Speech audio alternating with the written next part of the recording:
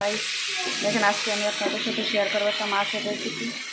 দেখেন সুরমা মাছ শালগম দিয়ে ঝোল রান্না করব। দেখেন আশা করি আপনারা দেখবেন, ভালো লাগবে। দেখেন মাছগুলো আগে হলুদ লবণ দিয়ে তেলে ভালো করে ভেজে নেব।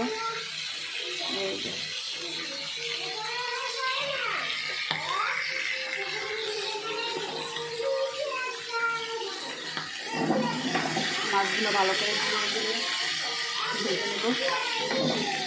এই যে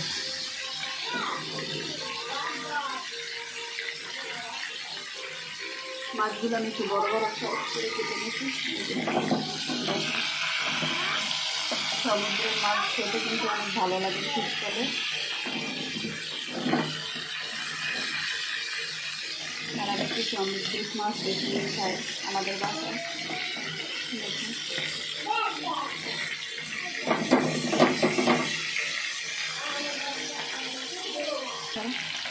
দেখেন মাছগুলো উল্টে গেছে, এরকম লাল লাল করে ভেজে নিতে। আমি এক পাশ হয়ে গেছে মাছ, আর এক পাশ হয়ে গেলে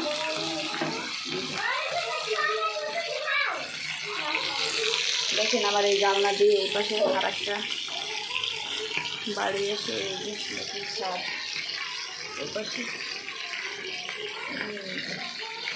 পানিগুলো পড়ে যেতে আছে। দেখুন কত মানুষ পানি পায়ও না, পানিগুলো পড়ে যেতে দেখুন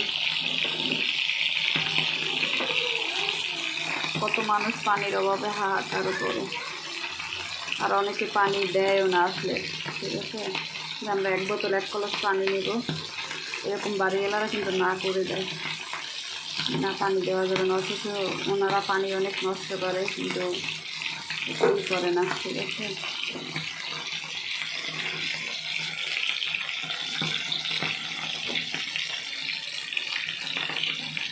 দেখুন আমি মাছগুলো এরকম করে ভেজে নেব।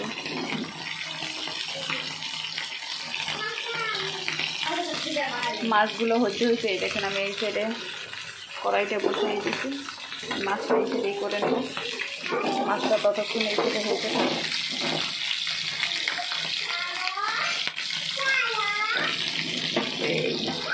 মাছগুলো কিন্তু হয়ে গেছে, ওই পাশ এই পাশটা একটু বেশি হয়েছে।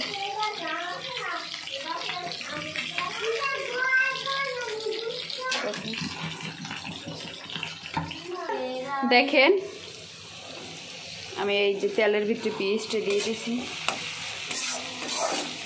তেলটা গরম হয়েছে। এখন আমি পেঁয়াজ দিচ্ছি এটার ভিতরে।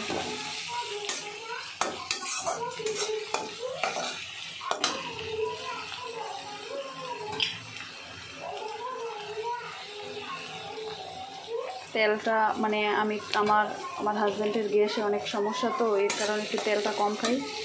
আপনারা যদি তেল বেশি খান দিয়ে নেবেন, আর এর চেয়ে যদি কম খায় যারা, তারা একটু কম দিয়ে নেবেন।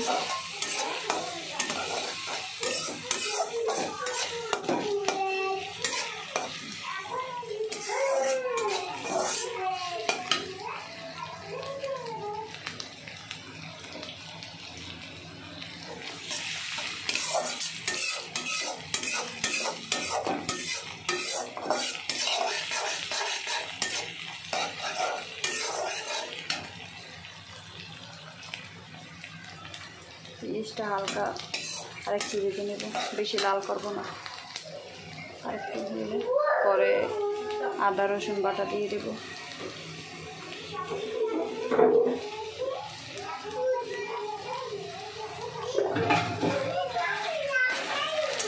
দেখুন পেঁয়াজটা নরম হয়েছে, কিন্তু পেঁয়াজটা নরম হয়েছে দেখছেন।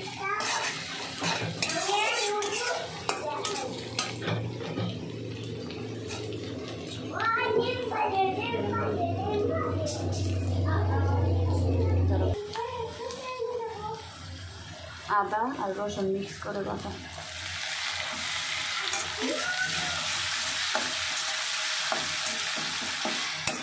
আদাটা তো সামান্য হলেই হয়, অল্প হলেই হয় আদাটা। আর রসুনটাও বেশি লাগে না, সমুদ্রিক মাছ হালকা দিলেই হয়, এত বেশি লাগে না। কারণ এই মাছ আর কি গন্ধ কম, এই মাংসে গন্ধ বেশি, গন্ধটা মরার জন্য আদা রসুনটা ইউজ করা হয়। এই মাছে না দিলেও হয়, তাও একটু দিতে হয়। এখানে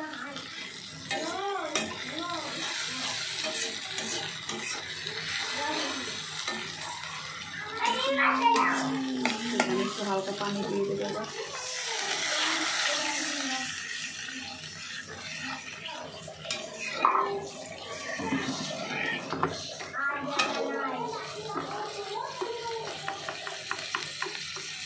পানির ভিতরে লবণ দেবো,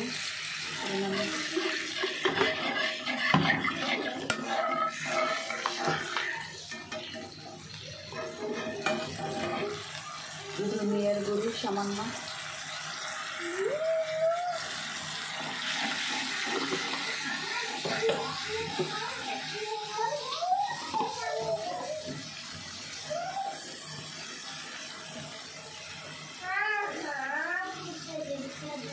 হলুদ,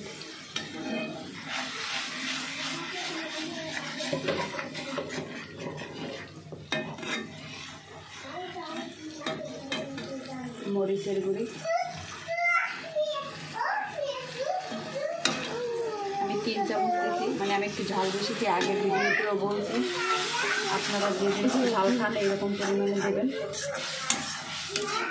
সামুদ্রিক মাছ মানে আমি নর্মালভাবেই রান্না করে দেখাচ্ছি, অত বেশি মশলা তারপরে এগুলি ইউজ করি নেই, মানে মানে নর্মালভাবেই আপনাদের ঘরোয়া পদ্ধতিতেই রান্না করে দেখানোর চেষ্টা করেছি। তেল ঝাল মশলা কম দিয়ে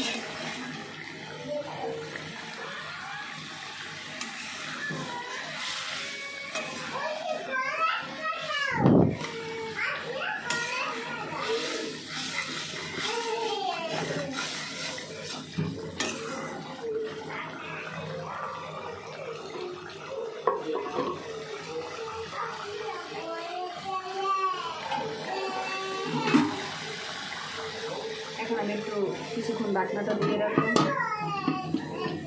10 মিনিট।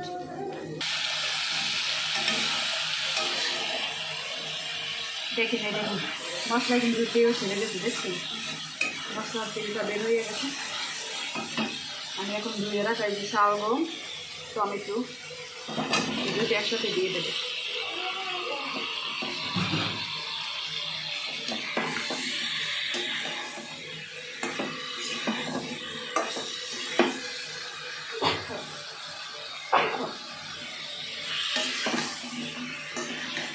আমি টমেটোটা এটার সাথে দিচ্ছি, টমেটোগুলো গলাইয়ে ফেলবো সেই জন্য।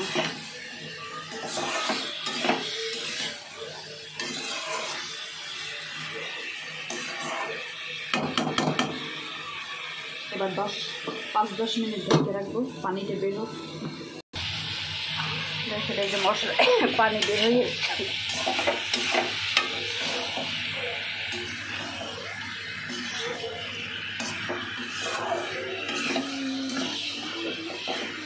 দেখছেন টমেটোগুলো নরম হয়ে যায়, গলে গেছে।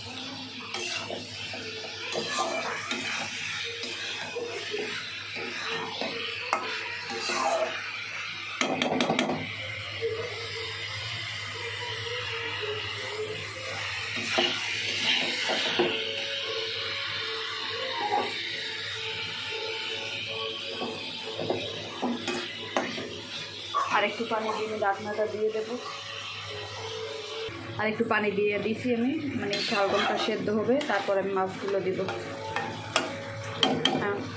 এখন আর 10-15 মিনিট ঢাকনা দিয়ে রাখবো।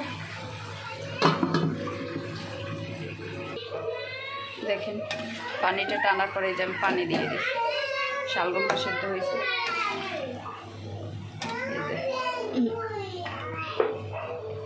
পানিটা দিয়ে দিছি।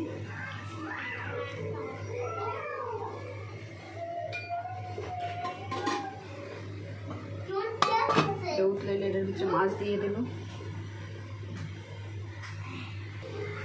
মাছগুলো দিয়ে দিচ্ছি। অনেকগুলো কঠোর পানি উঠলেছে, এই যে মাছগুলো দিয়ে ঢাকনা দিয়ে দেব।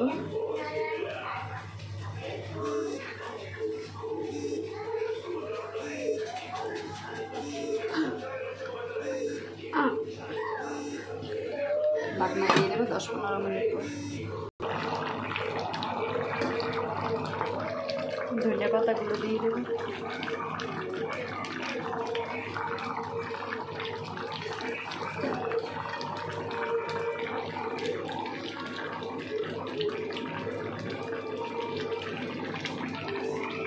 মাছে ধনিয়া পাতা না হলে ভালো লাগে না।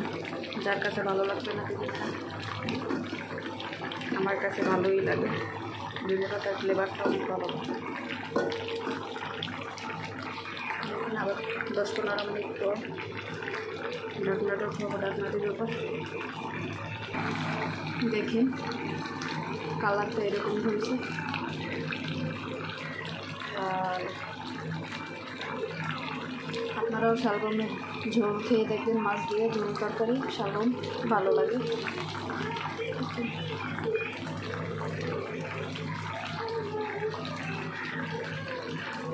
শেষ পর্যন্ত পাশে থাকার জন্য ধন্যবাদ। আসসালামু আলাইকুম।